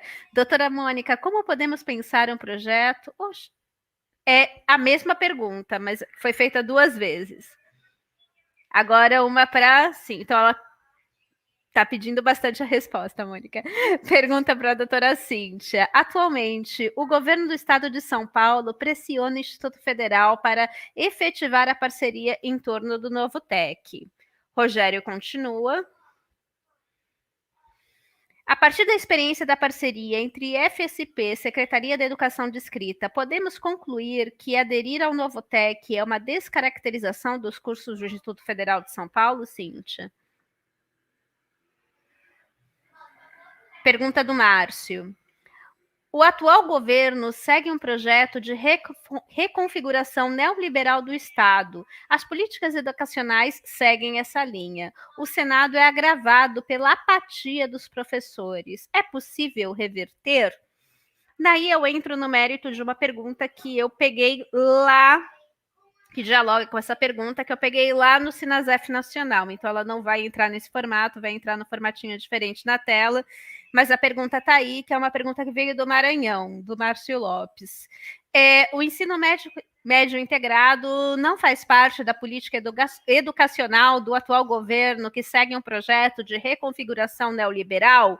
E o Márcio, lá do Maranhão, continua e faz a pergunta. É possível resistir a essa contra-reforma, mesmo diante da apatia política da maioria dos professores? Daí a gente continua para o nosso site, para as últimas perguntas. Daí eu sinto muito para quem ainda não perguntou, porque esse era o momento de perguntar, e depois, obviamente, a gente não encerra por aqui, a gente vai ter outras oportunidades de travar esse debate. Vem a pergunta do Volmar Meia Casa. Pergunta: existem ações no âmbito dos IFES de resistência a DCNE-PTNM 2021? O que devemos fazer? Resistir ou reformular o ensino médio integrado ofertado pela rede? Janice fez um comentário. E a última pergunta também é do Volmar Meia Casa. Professora Cíntia, parabéns. Qual é o preço da formação docente da EPT na afirmação do ensino médio integrado nos institutos federais? Como essa formação deve ocorrer? E com essas perguntas, nós encerramos a rodada de perguntas. Tenho consciência, professoras, que foram muitas questões e o público em casa felizmente participou, e a gente agradece a participação de todas e de todos e peço que comentem da forma como julgarem necessário. A gente começa pela ordem que foi a da explanação inicial, primeiro Mônica e depois Cíntia. Mônica, por favor. Obrigada, Gisele. Obrigada pelas perguntas todas, muito interessante. Por óbvio, não vou conseguir comentar muito aprofundadamente cada uma delas, pelo tempo que nós temos, mas vou valorizar, né, com certeza, esse debate e diria que as perguntas que foram colocadas, todas elas mereceriam ser tratadas coletivamente no âmbito das instituições, porque elas... mesmo como perguntas, né, mesmo que a gente não tenha todas as respostas, são perguntas que passam aí pela discussão curricular, pela discussão da política educacional e da reforma. Então, acho que seria, né, gera aí, né, todas elas uma necessidade de discussão para que se pense alternativas, né? Eu acho que muitas das perguntas reiteram a importância do ensino médio integrado e da sua oferta no âmbito dos institutos federais. Então, né, penso que o fato de se reiterar a importância do ensino médio integrado em contraposição às atuais legislações e normas, né, é um indicativo claro de que a rede federal ou ela faz uma resistência, né, institucional e política em defesa daquilo que ela é, ou corre um grande risco, sim, dela aos poucos ir perdendo a sua identidade como sendo, né, principalmente aí o lugar de oferta de uma experiência diferenciada do ensino médio brasileiro, que é o ensino médio integrado. Bom, vou comentar algumas das perguntas. A do Daniel, que fala, né, como trazer esse debate para os colegas, né, para as pessoas que ainda separam, né, o ensino médio como sendo quase que exclusivamente lugar aí de preparar para o vestibular, né? E em que medida que se pode, a partir daí, pensar alguma estratégia coletiva, né, de resistência a esse momento. Veja, né, Daniel, se os institutos federais não tiverem, né, não forem um lugar mais apropriado para esse debate, eu não consigo dizer no Brasil em qual escola é. Né? Primeiro, porque esse tipo de pergunta nem se coloca na rede particular, né? A rede particular está lá, a rede privada dizendo, né, e vendendo, né, o número, né, do desempenho dos seus estudantes como moeda, como mercadoria, para que os pais que podem matriculem, tendo em vista a seleção para o ensino superior. Então, a rede privada não vai fazer. A rede estadual de ensino médio, as redes estaduais, que é onde se concentra a oferta do ensino médio no Brasil, né, 83% da matrícula está nas redes estaduais, quase 4% na rede federal, e o restante é na rede privada, né? Então, as redes estaduais possuem, nacionalmente, desiguais condições de oferta e contratos de trabalho muito mais precarizados, né? Os professores das redes estaduais não têm vínculo com uma escola, mas dão aula em 3, 4, 5 escolas, de 2, 3 disciplinas, tem 300, 400, 500 alunos, ainda mais agora já com as experiências de implementação da reforma, né, que diminui a carga horária das disciplinas para entrar outras coisas, né? Então, o como trazer, assim, eu diria que é da profissão, né? Assim, é obrigação profissional que se debata a melhor forma de realizar aquilo que se destina o meu local de trabalho, né? Via de regra, professores dos IF são concursados, né, não dão 30 horas de aula, né, 40 ou 35, né, tem um tempo dedicado a estudo, a pesquisa, a extensão. Dentro desse tempo, com certeza, deve estar aí a preocupação sobre como pensar a materialidade e as condições de realização dos cursos de ensino médio integrado, em que pese hoje, né, as políticas nacionais estarem induzindo aí a uma outra forma, né? O Rodrigo que pergunta, fala lá que a integração pressupõe uma nova lida com o conhecimento. Sim, uma outra concepção, inclusive, de conhecimento, né? Porque a forma curricular tradicional, ela vem das ciências de referência para a escola. Então, eu pego lá, né, a matemática e transponho didaticamente a ciência matemática para o ensino de matemática. Agora, o que nós estamos propondo a partir do ensino médio integrado é que não necessariamente a definição dos conhecimentos em cada disciplina ou área esteja sendo retirado das ciências de referência, mas sim do trabalho, da realidade concreta, né, daquilo que é necessário explicar. Então, a partir de um dado objeto que necessita ser conhecido pelos estudantes, é que nós vamos pensar quais conhecimentos e quais disciplinas. Então, essa integração vem pela via dos objetos de estudo, essa integração vem pela via do trabalho ou da profissão para a qual se dirige um curso de ensino médio integrado. Por isso, sim, né, você está corretíssimo, pressupõe uma outra lida, mas é uma outra concepção que nós temos do conhecimento escolar. Porque, via de regra, a gente tem aquele elenco de conteúdos que tradicionalmente estiveram lá, né? E os arranjos curriculares integrados pressupõem outras perguntas, né? Quais são, o que é necessário esse indivíduo conhecer para dominar o campo da sua formação profissional e da própria ciência básica no ensino médio. A partir daí é que nós vamos pensar quais disciplinas, quais conhecimentos, quais metodologias, etc. Né? Algumas perguntas vão nessa direção.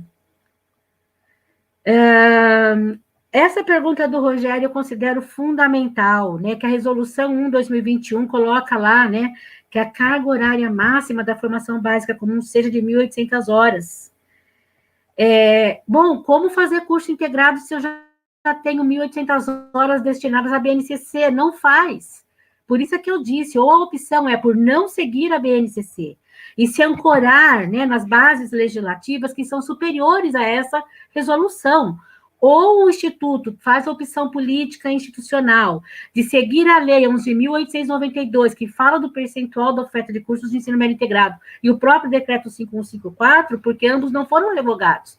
E o decreto e a lei têm uma força normativa maior do que a resolução.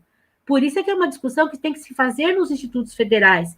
A pressão por não se fazer o integrado, ela segue no PNLD, ela está nessas diretrizes, e ela segue no novo projeto de lei, que vocês devem já ter tido conhecimento, que fala em 75% da matrícula nos institutos serem de educação profissional, mas não fala que é integrada. Ou seja, já é pensando em ampliar o espaço para a concomitância com as redes de ensino. Então, né, por isso é que se faz mais importante, é mais necessário do que nunca que os professores e professoras, técnicos, administrativos, estudantes dos institutos federais, que de fato, né, acreditam na qualidade superior formativa da perspectiva do ensino médio integrado, que saiam em sua defesa, né?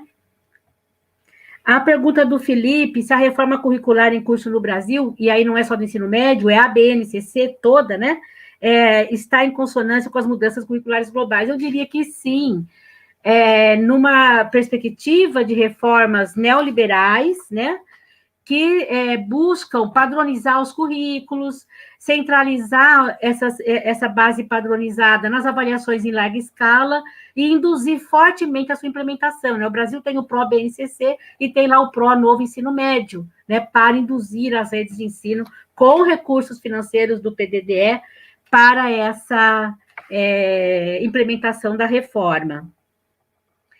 Essa pergunta que fala de que não se mencionam quais são os componentes curriculares, mas conjunto de unidades curriculares, isso está em linha com a BNCC, haja vista que ela fala em competências, né, e objetivos de aprendizagem, e acaba, em várias, tirando português e matemática, fazendo uma verdadeira miscelânea das disciplinas, né? Se eu pegar a BNCC do ensino médio na área de humanas, que acaba ficando em 14 páginas apenas do conjunto, não se fala em componentes curriculares ou em disciplinas, né? Mas se fala nas competências e habilidades dirigidas ali de forma geral para a área, o que vai ter consequências para o trabalho docente, né? O que vai ter consequência para a formação de professores lá para frente e que acaba precarizando a qualidade aí dessa formação.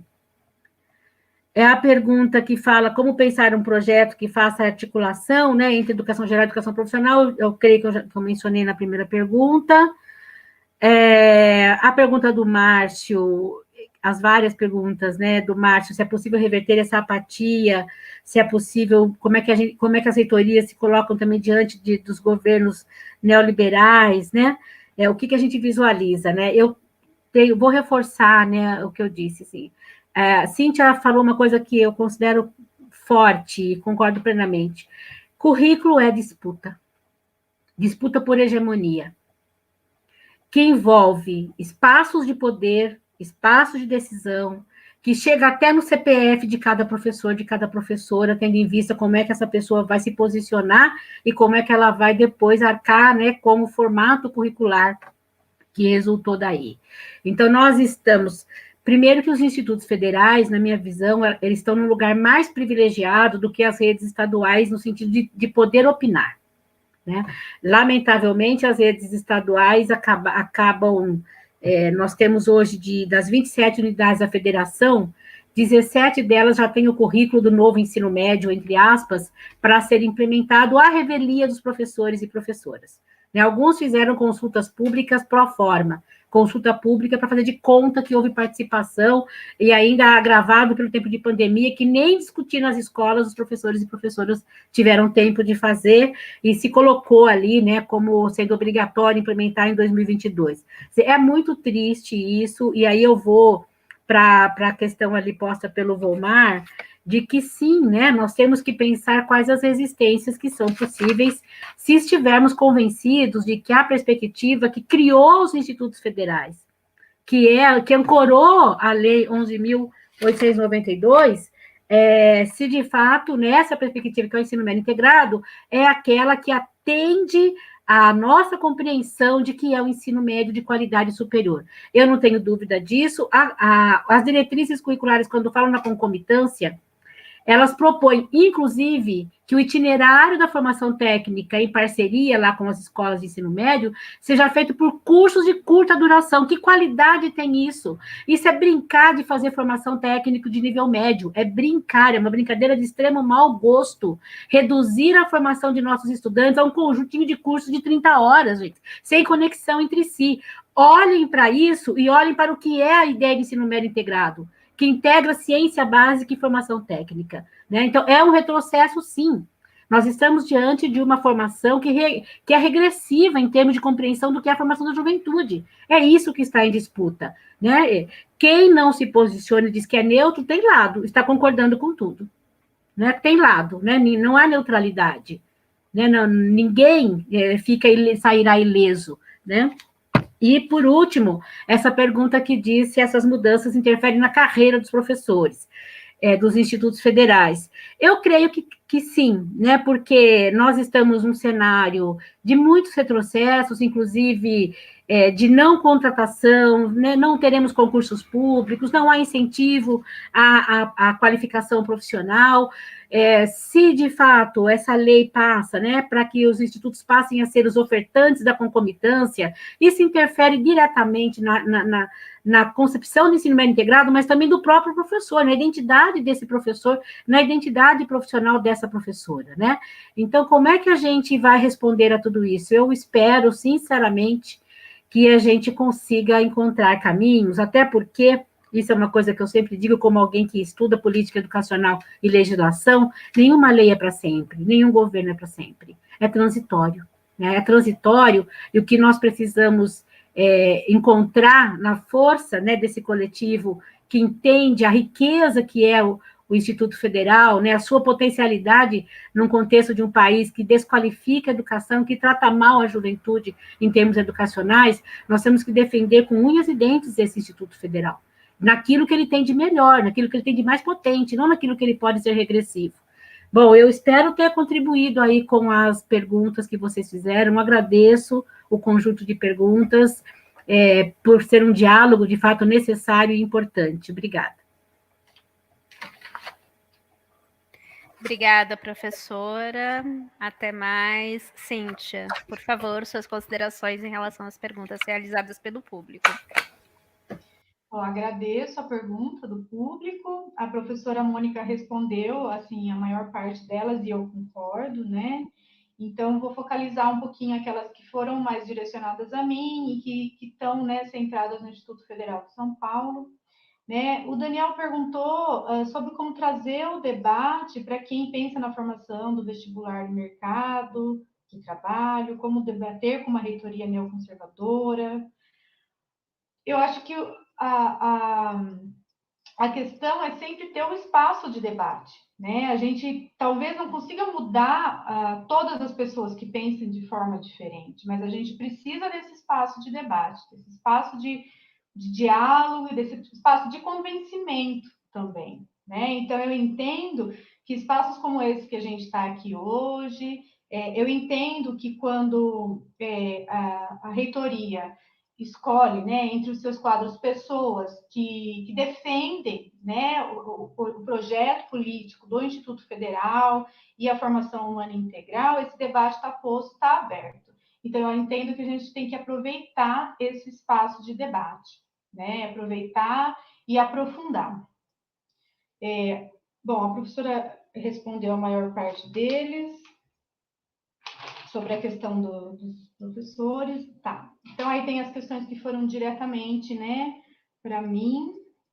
A Tatiane colocou, né, como que a PRE vai se posicionar no atual momento de implantação dos nossos currículos de referência, num contexto de ataque da resolução, né, que vem para destruir a política de integração no ensino médio integrado.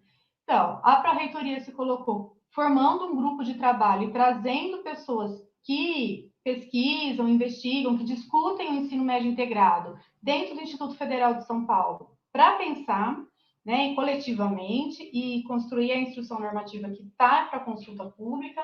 Então, participem, é importante que todo mundo coloque lá a sua voz. Mas a postura que a gente tem dentro do grupo de trabalho, né, que foi conformado entre o grupo, está de acordo com o que foi também já falado pelo CONIF, pela ANTED, que é a de resistência, né, que é de manutenção do ensino médio integrado dentro do que a gente já propôs, dentro das discussões dos currículos de referência. Né? Então, é isso que está colocado, que eu compreendo que deve ser feito, né, que é continuar o trabalho que já foi feito até aqui. Né, observando a autonomia que a instituição tem para implementar o seu currículo. Eu acho que o que a professora Mônica coloca de não atender a BNCC, né, mas de atender a política institucional, o que a lei de criação dos institutos determina. Então, acho que é nesse sentido que eu entendo que a Pró-Reitoria de Ensino tem promovido os debates, né, e é nesse sentido que os trabalhos de reformulação vão seguir. Tá? Então, é isso que a gente tem visto dentro da Pró-Reitoria. Lembrando que eu estou há muito pouco tempo, né? Acho que não faz nem um mês que eu ingressei, mas eu entendo que a partir do momento que essa Pró-Reitoria, essa nova gestão, coloca dentro dos seus quadros pessoas que têm um pensamento crítico com relação às políticas que estão chegando e que defendem o ensino médio integrado da forma como ele tem sido pensado, né? Porque, como eu disse, ainda a consolidação do ensino médio integrado no Instituto Federal de São Paulo é um desafio, né? Então, ela está trazendo para dentro da sua gestão esse debate. Então, a gente tem que aproveitar esse momento de debate, de construir coletivamente, né? Então, que os professores participem, que toda a comunidade participe, estudantes participem, olhem lá a consulta, é só um primeiro momento. Hoje nós também tivemos uma formação, né, para explicar um pouquinho o que foi, às 14 horas, está lá no canal do Instituto Federal. Muitas perguntas apareceram ali, né? E eu acho que um dos caminhos para a gente promover esses debates é a formação continuada de professores, né? Professores e técnicos e toda a comunidade que vai estar ali, principalmente dentro dos fundamentos dos princípios do Instituto Federal de São Paulo, né? Porque daí vem junto com essas outras perguntas que o pessoal trouxe, né? Como que é possível a gente trabalhar e, né, sendo que dentro do Instituto Federal de São Paulo existe tanta contradição, tantas pessoas com posicionamentos políticos diferentes, com visões de formação e de princípios educacionais diferentes. E a gente consegue fazer a partir do diálogo, né? Então, a gente vai partir do diálogo. Lógico, sempre oferecendo a existência. A Marta, né, colocou que eu trouxe o estudo, né, sobre a parceria entre o Instituto Federal e a Secretaria, e se o novo TEC atualmente proposto seria a porta de entrada do 5º itinerário. Com certeza, a rede federal, a rede estadual, né, baixa a porta novamente do Instituto Federal de São Paulo para promover a parceria. Né, a gente não pode esquecer que a rede estadual ela está lá com vários projetos, né, com esse novo TEC, com vários currículos diferentes, arranjos curriculares diferentes para atender essa trajetória educacional. E ela está, sim, na porta do Instituto Federal e há uma pressão política, né, para que ela entre. O que a gente sabe até o momento é que, com relação ao novo TEC integrado, isso já foi rejeitado, tá? O que ainda está dentro da discussão, né, no Instituto Federal é o novo TEC expresso, que eles chamam, que seria a parceria com a formação inicial continuada, aquela formação mais aligerada, né, que eu acho que também a gente precisa discutir, debater e conversar mais, ainda não está implementada, né, mas foi a única possibilidade que se viu ali. Mas eu entendo que precisamos olhar para trás no histórico recente da instituição, da parceria que foi realizada em 2011, para a gente ver se isso vai realmente trazer algum resultado. Não é? Se a gente realmente quer investir na política de integração, olhar para esses exemplos, né? Eu fiz essa pesquisa, mas tem várias outras dentro do Instituto Federal de São Paulo. Né? Nós temos ótimos profissionais que têm se debruçado sobre isso. Então, é trazer essa discussão, aprofundar essa discussão, né? Para a gente também partir para ver do convencimento daqueles que acham que a melhor opção é uma parceria, né? Que essa política que está chegando é boa, que não é partidário do ensino médio integrado, não é? Então, assim, está sim batendo a nossa porta, há sim muita pressão política e há sim também um movimento de resistência, né? Acho que a gente não pode esquecer. E aí, nesse sentido, o Rogério também fala, né? Se aderir ao novo TEC descaracteriza o ensino médio integrado do Instituto Federal de São Paulo. Sim, né? Porque não é a mesma proposta pedagógica, não é a mesma proposta curricular. Então, sim, não há dúvida que descaracterizaria. A professora Mônica falou muito bem sobre isso, né? Depois, por fim, eu acho que tinha, se eu não perdi aqui, o Volmar, né, ele pergunta qual que é o peso da formação docente na educação profissional para a formação do ensino médio integrado. Eu não entendi muito bem, porque eu não terminei de... Eu não sei se a Gisele consegue colocar de novo, mas se há um peso da formação de professores que vem, né, de uma carreira profissionalizante na formação. Volmar. Isso, acho que foi a última pergunta. Então, vamos lá, que eu coloco sim. Só um instante. Por favor. Gente, passam muitas perguntas, é que a gente não consegue ser tão rápido. Eu anotei, vamos lá. Qual o peso da formação docente na EPT para a afirmação do ensino médio integral nos IFES? Como essa formação deve ocorrer? Tá, eu acho que eu entendo que a gente está falando aqui, né, dessa formação sobre os princípios da formação humana integral, da politecnia, da proposta dos institutos federais, né? Eu diria que ela é super importante, né? Como eu disse, quando eu entrei na instituição, eu não conhecia, né? Não era uma discussão que eu tive um aprofundamento durante a minha graduação de pedagoga. Né? Então, assim, imagine outras graduações. Nós recebemos nos institutos federais, por exemplo, né, muitos profissionais que não têm uma licenciatura, né, que não têm uma formação em educação. São engenheiros, são profissionais da tecnologia da informação e que talvez nunca tiveram acesso a essa discussão. Então, a gente precisa, sim, trazer essa formação sobre o que é a instituição, porque compreender o lugar que a gente está falando é importante para a gente poder agir também. Né? A gente vem de fora, antes do Instituto Federal, com outras noções. Né? E o que está no mundo, como a própria professora Mônica já falou, esse ideário neoliberal de formação para o mercado do trabalho é o que a gente vê todo dia, o tempo todo, na televisão. Não é? Essa discussão de uma formação humana integral que não é o comum que a gente vê todo dia. Então, a instituição tem sim que trazer essa discussão e fomentar, né, mais momentos de formação continuada, formação em licenciaturas, principalmente num momento como esse que a gente está vivendo agora, que é um momento, né, de disputa, dentro e fora do Instituto Federal de São Paulo. Bom, não sei se eu respondi tudo, imagino que sim, eu, né, fico à disposição, o pessoal, a maioria das pessoas que mandaram perguntas são do Instituto, são conhecidas, então estou aberto ao diálogo. Eu acho que é isso. Muito obrigada, Cíntia. Obrigada, Mônica. Vou trazer o Marival. O Marival está offline para mim. Deixa eu ver se ele aparece aqui. Pronto, apareceu. E vamos caminhando, infelizmente, para as nossas considerações finais. Mônica, por gentileza, suas considerações finais. Só agradecer novamente, dizer que foi muito bom, né, poder estar aqui com vocês. Acho que tem uma situação dessa época da pandemia que a gente, né, tenta tirar aí alguma coisa, pelo menos, que não seja tão ruim, né, o número de mortes, esse negacionismo que impera no Brasil, lamentavelmente. Pelo menos essas lives, né, esse encontro que a gente pode fazer ao longo do tempo pandêmico é um resultado que nos ajuda a encontrar força um no outro, uma na outra, para passar tanto a pandemia quanto esse contexto desesperador que às vezes em que a gente se vê, né? Então, agradeço aí pela oportunidade de estar com vocês.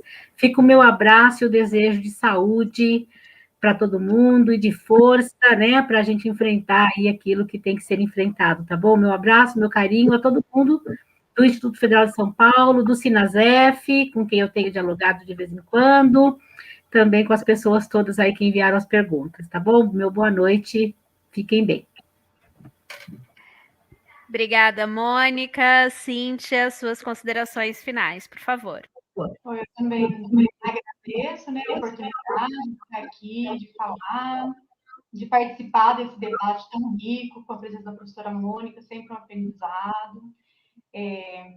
Acho que é um momento... A pandemia tem sido difícil, porque a gente está distante o tempo todo, mas, por outro lado, proporciona que a gente possa se encontrar, né, com pessoas que estão tão distantes por meio desses eventos. Então, eu parabenizo o Sinasef por estar realizando, não é o primeiro, que continue. Né? Também acho que o Sinasef e a reitoria devem estreitar laços no diálogo, né, mesmo que existam aí questões que nem sempre, né, a gente concorde, ou que, né, estão de acordo, mas é importante esse diálogo, é importante a gente se deparar com o contraditório, discutir, debater e ter oportunidades também de ver outros pontos de vista. Então, eu agradeço a Gisele, o Marival, a Ellen e também a Samantha, né, que estava antes, e todos os colegas que participaram e mandaram perguntas. Obrigada, boa noite, gente. Obrigada, Cíntia. Marival, por gentileza, suas considerações finais. Olá, obrigado, professora Mônica, mais uma vez, né, pela brilhante apresentação, esclarecedora, como sempre. Cíntia, muito obrigado também, né, em nome do Sinasef, por essa sua disponibilidade, essa apresentação aí das suas duas pesquisas. Gostaria de ler também, né, futuramente. Acho que é muito interessante a gente se apropriar desse seu material para entender um pouco a nossa trajetória enquanto instituto, né. Agradecer aí a Ellen, a Samantha, a Gi, por esse trabalho belíssimo que vem desenvolvendo, e a todos os participantes que puderam de alguma forma, interagir, né, apesar da distância e do distanciamento social, interagir conosco nesta live. E eu quero lembrar a todos, nesse momento, que quinta-feira nós temos duas assembleias concomitantes, subsequentes, né, nesse sentido, uma às 15 horas, que é para tratar de uma questão burocrática, que é a questão da nossa eleição, e às 16 horas, então às 15 horas é uma questão burocrática, simplesmente, mas é importante a participação de todos, mas às 16 horas nós temos uma assembleia que é um ato político, né? Haja visto que nós fomos e estamos sendo expulsos do campus, né? O diretor do campus do EFSP Campus São Paulo, né, o professor Xiga, apoiado pelo reitor, professor Silmário, nos chamou semana passada, e é bom que todos saibam, né, para uma conversa, e colocou o prazo de 90 dias para que nós deixemos o campus, né, sob algumas alegações que nós vamos discutir nessa assembleia. E como faz parte, eu acho que a Cíntia bem colocou aí, nós precisamos estreitar laço, e aí estamos subindo a hashtag, né, hashtag SinasFSP fica. Isso é importante. Obrigado, Irá, e Gisele também. O Irá lembrou do hashtag aí. É realmente um horror que a direção do Campus São Paulo, com o apoio do reitor, está fazendo, né? Se a gente for recapitular alguns planos de gestão passados, a gente via que havia um apoio ao Sinasef que agora não há mais. Nós teremos presença de parlamentares, como a deputada Márcia Lia, na nossa Assembleia, Sâmia, do PSOL, Márcia Lia, do PT, Sâmia, do PSOL.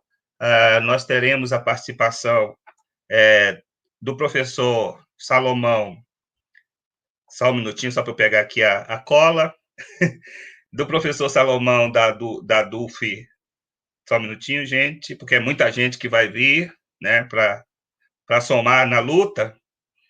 Nós temos, então, a Marcelia, a Sâmia, o professor Salomão Ximenes, da DUF ABC. Nós teremos o Wagner Romão, que foi da Unicamp, na nossa Assembleia.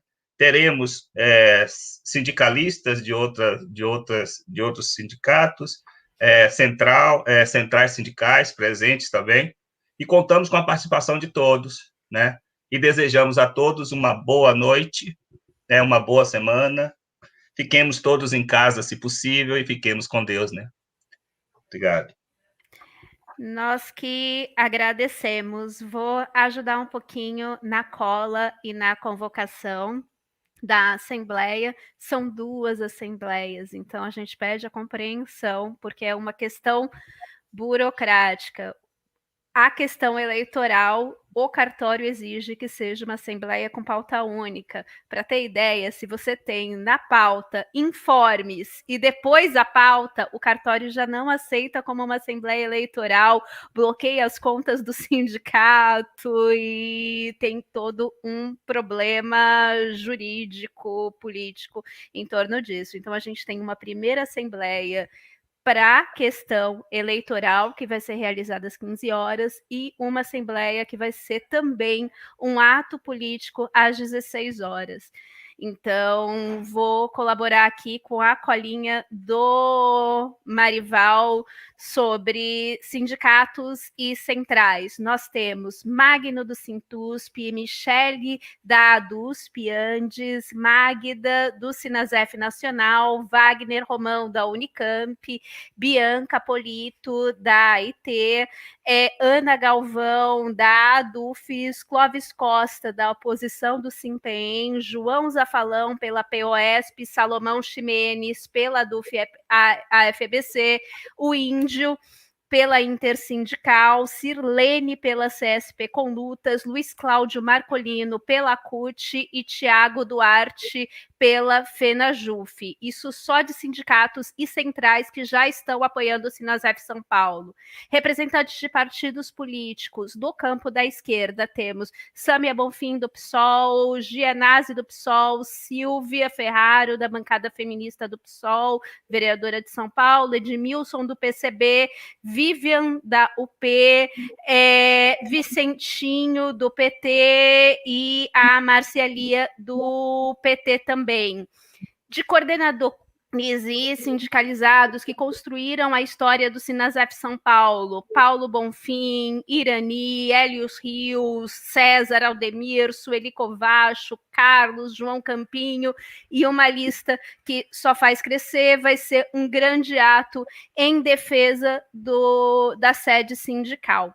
Não é o tema do debate de hoje, mas fica o informe para a gente encerrar a Assembleia.